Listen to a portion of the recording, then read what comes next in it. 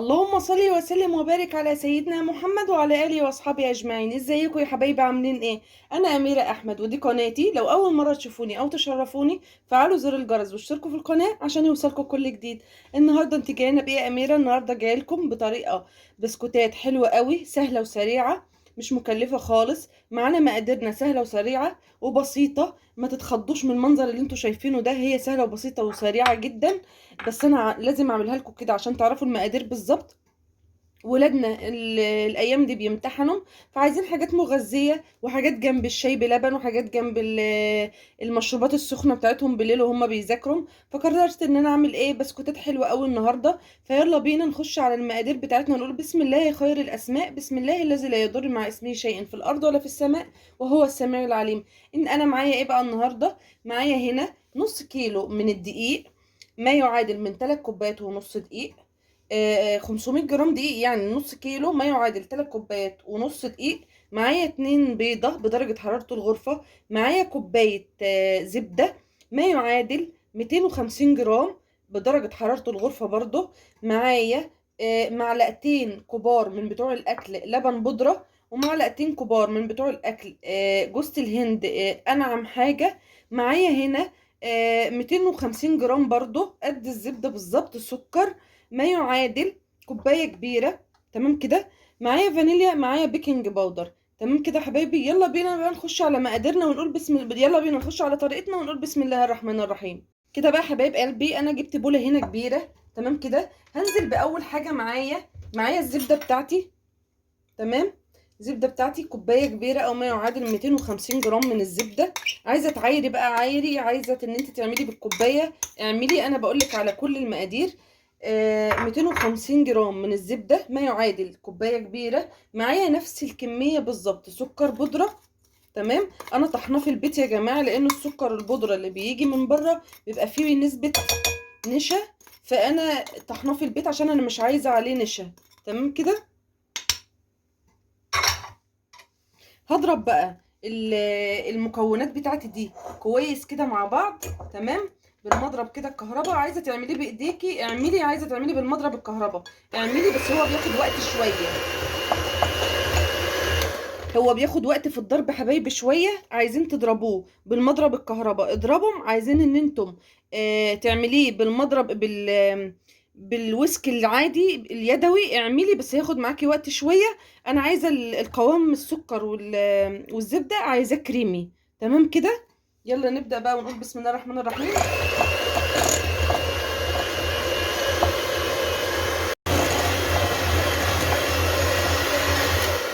وكده حبايبي بقى بعد ما اوصل للمرحله الكريمي دي هنزل بالبيض، بيضه بيضه. قول بسم الله اهو. وهنزل كده بشويه فانيليا.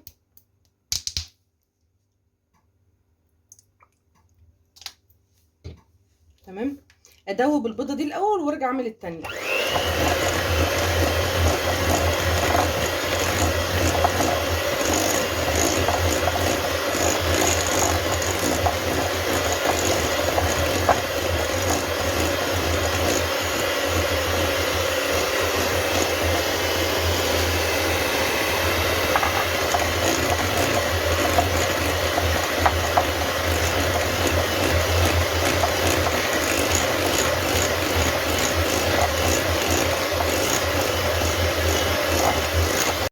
كده بقى حبيبي بعد ما خلطت البيض مع السكر مع الزبده بتاعي، تمام بالشكل اللي احنا شايفينه ده كده. يلا بقى ننزل بمقاديرنا الجافه كلها. معايا هنا بقى اللبن البودره اهو، معلقتين لبن بودره. معايا معلقتين جوز الهند ناعمين. معايا هنا ربع معلقه، ربع معلقه صغيره ما كتريش بيكنج باودر بالشكل ده كده اهو. ربع معلقه صغيره بيكنج باودر، ما كتريش البيكنج باودر. تمام. اقلب كده تقليبه حلوه.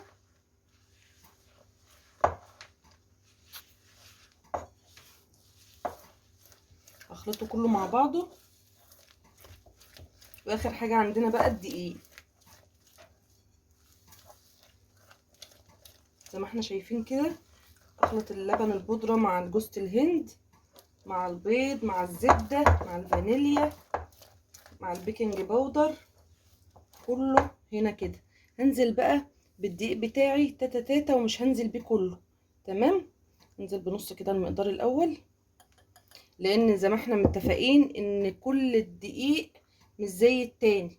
يعني انا مثلا ممكن ماخدش النص كيلو كله على المقادير دي، انت ممكن تاخدي النص كيلو، ممكن تاخدي اقل. الدقيق نسبة الجلوتين بتاعه بتبقى بتختلف يا جماعة، نسبة جلوتين الدقيق بتختلف من دقيق لدقيق، تمام كده. انضف بقى الاسباتيولا بتاعتي دي كده اهو،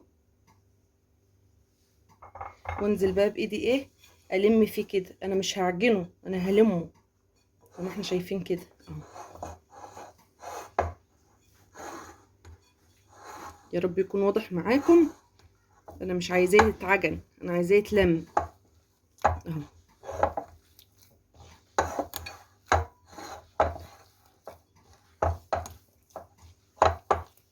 انزل بقى كميه الدقيق، مش كلها برضو، وهبقي شويه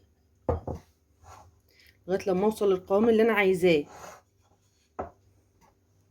عشان ناكل بسكوتيه كده مقرمشه حلوه، طعمها حلوه، ريحتها حلوه، ما نندمش ان احنا عملنا حاجه وباظت معانا.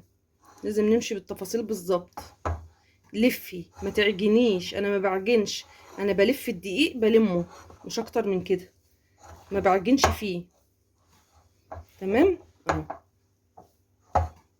انا مش راضيه افصل الفيديو علشان توصلي للقوام ايه معايا، متقوليش ده فصلت ورجعت قالت مش عارفه ايه، لا، كله معاكي اهو،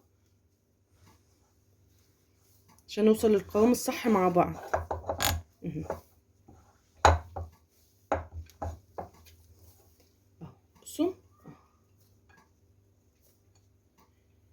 اهو،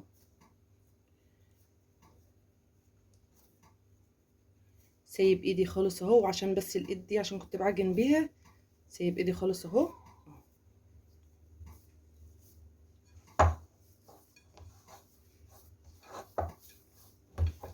بس هو ده القوام اللي انا عايزاه، مش عايزه قوام يكون جامد ولا الكلام ده كله، طالما هو اتلم معايا من الطبق خلاص كده.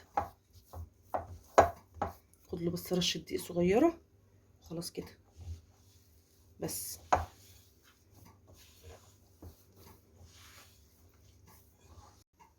وكده حبايب قلبي العجينه بتاعتي اهيت، بعد ما لميتها معايا كده بالشكل اللي احنا شايفينه ده، هي خدت معايا نص كيلو دقيق الا 3 معالق.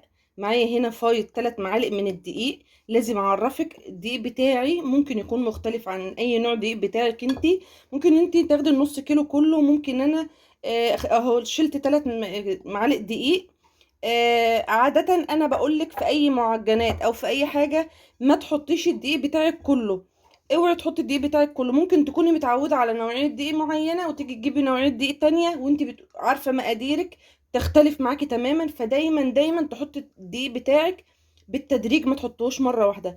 شوفوا بقى العجينة بتاعتي حلوة ازاي واتعجنت وبقت تحفة ازاي. انا عايزة القوام ده وعايزة الملمس بتاعها ده، عشان تعرفي بقى ان نتيجة العجينة بتاعتك خلاص كده تمام، واحنا كده خلصناها تمام كده. تعملي كده اختبريها، طالما ما شققتش، طالما العجينه بتاعتك ما شققتش معاكي، تعرفي ان العجينه بتاعتك دي ناجحه وهتبقى حلوه وهتبقى بسكوته حلوه. لو شققت تبقى هي ايه، تزودي لها شويه سوائل بقى، ممكن تحط لها ايه، نقطه لبن، تزودي لها مثلا لو هي محتاجه بقى دقيق تزودي دقيق، طلعت ناشفه منك تزودي لها نقطه كده يعني. بس يعني العلاج ايه سهل يعني ان انت تعالجيه. هعملها كلها بقى بالشكل اللي احنا شايفينه ده كده، بسكوتات صغيره كده، شكليها على الشكل اللي انت حباه واللي انت عايزاه، اي شكل انت حباه حابه تعمليه اعمليه. انا هعملها بسكوتات صغيره كده، تمام. هجيب صينيه معايا هنا بالشكل ده كده، وحطيت فيها ورق زبده، مش هدهنها ولا اي حاجه. البسكوته بتاعتي فيها كميه دهون بما فيه الكفايه يعني. حابه بقى اعملي الشكل اللي انت حباه، انا عاده ان انا هعملها بالشكل ده كده اهو اهو. سهله وسريعه كده، تحسي انت بتاكلي غريبه، تحسي انت بتاكلي حاجه كده جميله كده بريحه جوز الهند وطعم جوز الهند تحفه جدا. هتعجبك قوي. مغذيه، مغذيه لولادك كده هما بيذاكروا، مع كوبايه حاجه سخنه، مع كوبايه لبن، مع كوبايه شاي بلبن، مع اي حاجه سخنه كده. غزوهم كده يا جماعه هما بيمتحنوا. تمام، بالشكل اللي انتوا شايفينه ده اهو. هعمل معاكم كام واحده كمان واكمل بقى الباقي عشان ما اطولش عليكم. وبكده يا حبايب قلبي انا خلصت كل الكميه معايا بالشكل اللي انتوا شايفينه ده. هدخلها بقى الفرن على درجه حراره 180 رف وسطاني. هتاخد معايا بالظبط من 10 دقايق ل 12 13 دقيقه، مش اكتر من كده. هوريها لكم اول ما تخرج من الفرن ان شاء الله، واوري لكم هتستوي ازاي من تحت واللون بتاعها ايه. عامه يا جماعه هي بتاخدش لون غامق قوي من فوق، هي بتبقى ايه مبيضه كده شويه، بتحمر جلد كده من تحت شويه، ومن فوق بتبقى مبيضه، ما بتبقاش حمرا قوي.